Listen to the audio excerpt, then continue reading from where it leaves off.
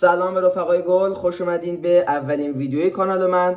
رفقا، من تو این کانال کلی آموزشای فنی، ساخت ماشین و هر چیز دیگه که شما دوست داشته باشین و تو کامنت ها بگید میذارم. حمایت کنید، ساب کنید و امروز هم بریم برای آموزش پنوماتیکمون. میخوام بهتون آموزش بدم که این پنوماتیکه به این شکل چطور کار میکنه.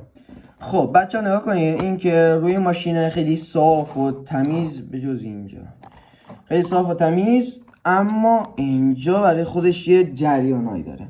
به این شکل کار میکنه. بچه ها نگاه کنید، یه گیربکس کوچیک اونجاست. کوچیک چه عرض کنم، یه گیربکس خیلی قدرتی. نگاه کنید، یعنی باید گیربکس طوری باشه که با دست نشه گرفتش. خب و یه بند اونجا اگه ببینید، نگاه کنید، یه بند اونجاست. حالا من بیارم نزدیکتر. این بنده کل نیروی اینو میکشه طرف خودش. حالا این نیروی چطور کلا کار میکنه؟ نگاه کنید، یه میله اون پایینه است. خب این حدیه که دیگه بیشتر این نیاد، اصلا این کار این نداشته باشه. این چوبی ساختمش که بهتر بتونم توضیح بدم.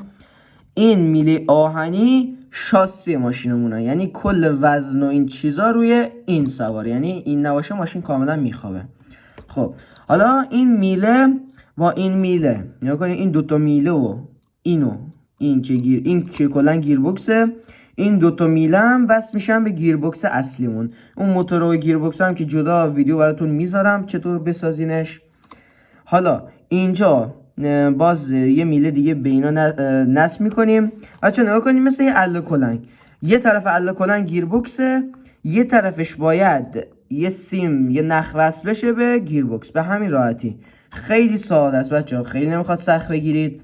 اینم براش حد تعیین میکنید که بیشتر این دیگه نره. خب اونجا سیمو وقتی میگم نخو وقتی میکشه، بعد نختون هم باید خیلی قوی باشه. خب وقتی نخو میکشه این دورش میپیچه. من برق پاوربانک رو وصل کنم. خب نگاه کنید، الان سیمو وقتی میکشه، اینو میکشه بالا. خب مثل اله کلنگ، یعنی زور این طرف زورش بیشتره، اینو میکشه این طرف. آزاد کرد، خوابیده. الان شاسیش خوابیده، الان شوکی شده. و همین راحتی بچه ها تا یه ویدیو دیگه. خدا نگهدار.